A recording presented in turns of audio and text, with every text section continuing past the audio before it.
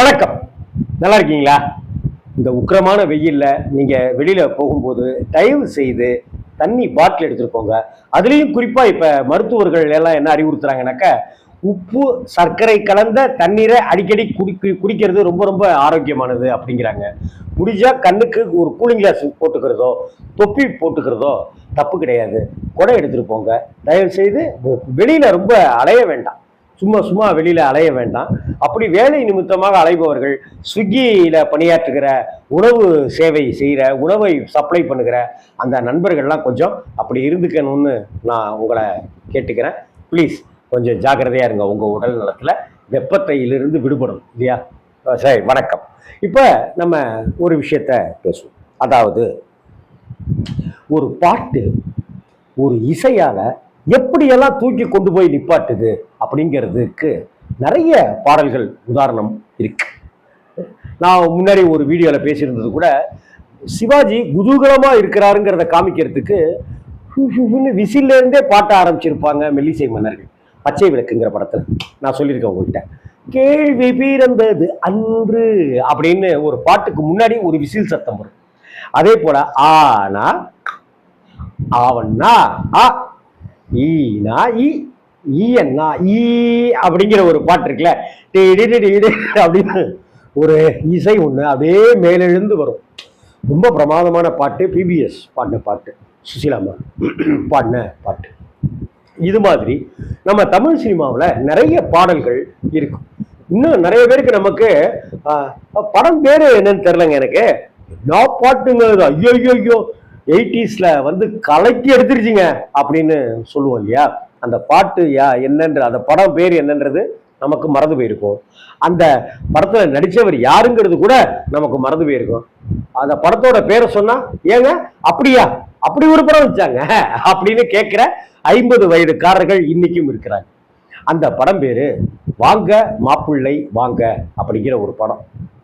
இந்த தியேட்டர்ல எங்க ரிலீஸ் ஆனிச்சா ரிலீஸ் ஆகலையா அப்படின்ற ஒரு குழப்பம் நிறைய பேருக்கு உண்டு. ஏன்னா படம் வந்துச்சு போயிடுச்சு, படம் வந்ததும் தெரியாது போனதும் தெரியாதுங்கிற எத்தனையோ படங்கள்ல இதுவும் ஒண்ணு.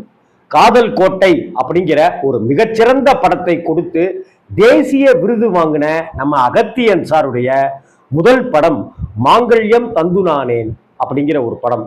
அந்த படம் காலை காட்சி போடப்பட்டு மேட்னிலேயே தூக்கிட்டாங்க. கூட்டமே இல்லை அப்படின்னு சொல்லிட்டு தூக்கிட்டாங்க. தமிழகம் முழுவதும் இப்படியான ஒரு நிலவரம் கொடுத்தவர் தான். அதுக்கப்புறமா மதுமதினு ஒரு படத்தை கொடுத்து ஹிட் அடிச்சாரு, வான்மதினு கொடுத்து ஹிட் அடிச்சாரு. காதல் கோட்டைன்ற படத்தை வந்து இந்தியா முழுக்கவும் பறக்க விட்டு மிகப்பெரிய வெற்றி படமா கொடுத்தாரு. அதை பத்தி இப்ப பேச வரல, ஞாபகம் வந்தது சொல்ல வந்தேன். இதுல வாங்க மாப்பிள்ளை வாங்க அப்படின்னு ஒரு படம்.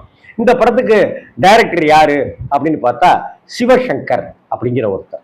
அதே போல படத்துக்கு தயாரிப்பாளர் யாரு, படத்துக்கு நடிகர் யாரு அப்படின்னு நீங்க கேட்கலாம் இல்லையா? இந்த படத்தை தயாரிச்சு நடிச்சு டைரக்ட் பண்ணினவரே அந்த சிவசங்கர் தான்.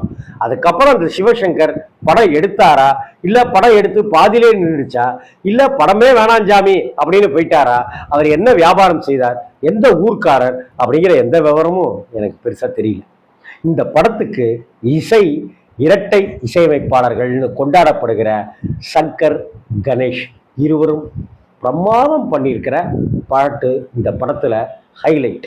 இன்னும் சொல்ல போனா என்னுடைய இத்தனை வருடத்துல அந்த பாட்டு எனக்கு நினைவு வருது அப்படின்னா அந்த பாட்டினுடைய இசை, அந்த பாட்டை பாடியவர் TKS நடராஜன். அப்படியா யாருங்க அவரு அப்படின்னு இன்னைக்கும் நிறைய பேர் கேட்குற இடத்துல தான் இருக்கீங்க. ஆனா எம்ஜிஆர் சிவாஜி ஜெமினி கணேசன் காலத்துல இருந்து கமலஹாசன் ரஜினி வரைக்கும் அத்தனை பேர் படங்கள்ல ஒரு சீனாவது வந்துடுவார் அந்த TKS நடராஜன். தம்பிக்கு எந்த ஒரு படத்தை வந்து ஃபர்ஸ்ட் எடுத்த உடனே ஒரு பிச்சைக்காரருக்கு சாப்பாடை வந்து கேவலமான முறையில் போட்டு ரஜினி உடனே ஃபைட் பண்ணுவார் இல்லையா? அந்த பிச்சைக்காரராக நடித்திருப்பவர் TKS நடராஜன். எம்ஜிஆர் படம், சிவாஜி படம், ஜெமினி கணேசன், SSR படம் அப்படின்னு TKS நாடக குழுவில் இவர் தன்னுடைய வாழ்க்கையை ஆரம்பித்து சின்ன சின்ன வேடங்கள்ல நடிச்சிருந்தார். ஒருவேளை ஒரு வில்லன் கதாபாத்திரமோ ஒரு கதாநாயகிக்கு அப்பா கதாபாத்திரமோ எல்லாம் கிடைச்சி ஒரு 10 படம் ரிலீஸ் ஆயிருந்ததுனாக்க ஒரு மிகச்சிறந்த குணச்சித்திர நடிகரா அவர் வாழ்க்கையில ஜெயிச்சிருப்பாரோ என்னமோ தெரியல. எத்தனையோ கனவுகளோட ஏதோ ஒரு கிராமத்திலிருந்து வந்தவர் தான் அந்த TKS நடராஜன் அப்படிங்கிறவர். மிகச்சிறந்த நடிகர். அவருக்கு வர்ற ஒரு சீரை கூட அவர் பிரமாதம் பண்ணிட்டு போயிடுவார். அப்படிப்பட்டவர் தான். மிகச்சிறந்த பாடகரும் கூடங்கிறது நிறைய பேருக்கு தெரியும்னு நினைக்கிறேன். அவர் அட்டகாசமா பாடுவார். குறிப்பா நாட்டுப்புற பாடல்கள் அப்படின்னு சொல்லிட்டு இன்னைக்கு நம்ம விஜயலட்சுமி, நவநீத கிருஷ்ணன், நம்ம அனிதா குப்புசாமி, இன்னைக்கு அடுத்தடுத்துன்னு நிறைய பேரெல்லாம் பாடிட்டு இருக்காங்க இல்லையா. இதனுடைய ஆரம்ப கட்டம் எங்கடான்னு பார்த்தாக்க நம்ம நாட்டுப்புற பாடலை பிச்சு உதறி இருக்கிற TKS நடராஜனை தான் நம்ம குறிப்பா எடுத்துக்கணும். திருச்சியா இருக்கட்டும், மதுரையா இருக்கட்டும், திருநெல்வேலி, தூத்துக்குடியா இருக்கட்டும், கோயம்புத்தூர், ஈரோடு, திருப்பூர் அந்த பக்கமா இருக்கட்டும், கிருஷ்ணகிரி, ஓசூர் பக்கமா இருக்கட்டும், வேலூர், ஆரணி அந்த பக்கமா இருக்கட்டும், திருவள்ளூர் பக்கமா இருக்கட்டும், திருத்தணி பக்கமா இருக்கட்டும்னு அப்படியே ரவுண்ட் வந்துட்டேனா தமிழ்நாடு ஃபுல்லா, தஞ்சாவூர், கும்பகோணம் பக்கமா இருக்கட்டும், இப்படி பல ஊர்கள்ல கச்சேரிகள்ல அவரே நேரடியா வந்து கச்சேரி நிகழ்த்தியிருக்கார். 2 மணி நேரம் 3 மணி நேரம் கச்சேரியில கட்டி போட்டிருக்காரு TKS நடராஜன். அந்த TKS நடராஜனுடைய குரல் தனித்துவமானது. அதே போல அவர் பாட ஆரம்பிச்சாருனாக்க அத்தனை கூட்டமும் எந்திரிக்காது, அப்படியே உட்கார்ந்தோம். அவர் மட்டும் இல்லைங்க, அவருடைய வாங்க மாப்பிள்ளை வாங்க அப்படிங்கிற படத்துல வந்த அந்த பாடலை அன்னைக்கு பாட்டு கச்சேரியில மட்டும் பாடலைன்னா ட்ரம்ஸ் கிட்டார்லாம் பறக்க ஆரம்பிச்சிடும். அந்த பாட்டு எங்கப்பா பாடாமூட்டிங்க அப்படின்னு மேடை கச்சேரிகள்ல அந்த கச்சேரியினுடைய ரசிகர்கள் கேட்டுட்டு இருக்கும்போது இந்த பாட்டு வரலையேன்னு காத்துக்கிட்டு இருப்பாங்க ரசிகர்கள். அந்த பாடலை சொன்ன உடனேயே அப்படி ஒரு கைத்தட்டல் பாட்டை ஆரம்பிக்கிறதுக்கு முன்னாடியே கிடைச்சது. அந்த பாட்டை அந்த பாடகர்கள் டிஎம்எஸ் குரலை பாடுறதுக்குன்னு மேடை கச்சேரியில ஒருத்தர் இருப்பார், SPBயோட குரலை பாடுறதுக்குன்னு ஒருத்தர் இருப்பார், மலேசியா வாசிவன் குரலை பாடுறதுக்கு அப்படின்னு ஒருத்தர் இருப்பார். அதே போல இவருடைய குரல், சீர்காழி கோவிந்தராஜனுடைய குரல், திருச்சி லோகநாதனுடைய குரல், அப்படின்னு PB ஸ்ரீனிவாசனுடைய குரல், இப்படி எல்லாம் எல்லாத்தையும் வச்சுக்கிட்டு கலந்து கட்டி மிமிக்ரியில அடிச்சு ரவுத்துற எத்தனையோ பாடகர்கள் வெளிச்சத்துக்கே வராம அவங்க வாழ்க்கையவே அப்படியே தொலைச்சவங்க எல்லாம் எத்தனையோ பேர் இருக்காங்க. ஆனா அன்னைக்கு அவங்க தான் ஹீரோ.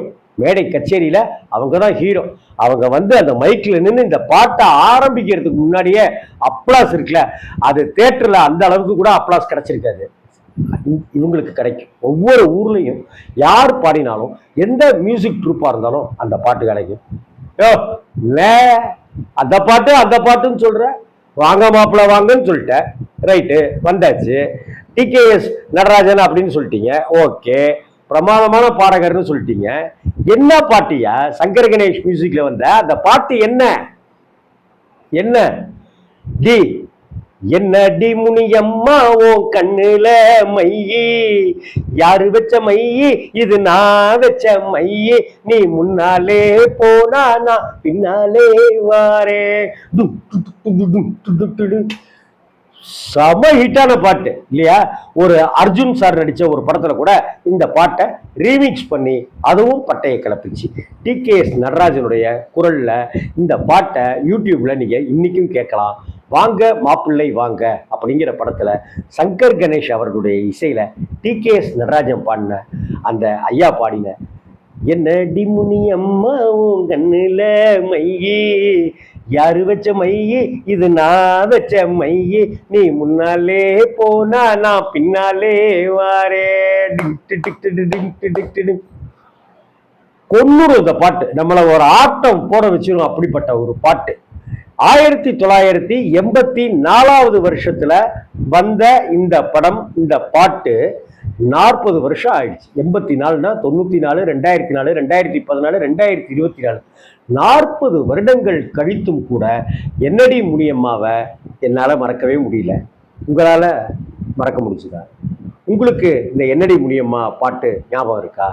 இதை மேடை கச்சேரிகளில் கேட்ட அனுபவம் இருக்கா? இல்லை கோவில் திருவிழாவில் ரெக்கார்டு போடுவாங்களே அது ஞாபகம் இருக்கா? இல்லை ஒரு 6 நாள் 7 நாள் சைக்கிளில் ஒருத்தர் இடைவிடாம கால் கீழே வைக்காம சுத்திட்டே ஒருத்தர் இருப்பா தெரியுமா? அப்படிலாம் நடந்துச்சு தெரியுமா? இப்பெல்லாம் அப்படி நடக்கிறது இல்லை. அன்னைக்கு அப்படிலாம் நடந்துச்சு. அப்படி நடக்கும்போது 6 நாள் கீழே தூங்காம கொள்ளாம அப்படியே இருப்பார், சுத்திட்டே இருப்பாரு. அப்ப அங்க பாட்டு ஓடிக்கிட்டே இருக்கு அவரை உற்சாகப்படுத்துறதுக்கு. அப்படி உற்சாகப்படுத்தின எத்தனையோ பாடல்கள்ல என்னடி முனியம்மாவும் அந்த கண்ணில மொய்யையும் நீ முன்னாலே போனாங்கிறதும் நான் பின்னால வரேங்கிறதும் இருக்கும். டிகேஎஸ் நடராஜன் அப்படிங்கிற அந்த அற்புதமான கலைஞர் இறந்துட்டார். அவருடைய ஆத்மாவுக்கு என்னுடைய வணக்கங்களை தான் தெரிவிச்சுக்கிறேன். ஒரு மகா கலைஞராக வந்திருக்க வேண்டியவர் ஒரு சாதாரண ஒரு பிட்டு நடிகராக அவர் தன்னுடைய வாழ்க்கையை முடிச்சிட்டார். அவரை போன்றவர்கள் எத்தனையோ பேருக்கு என்னுடைய வணக்கங்கள்.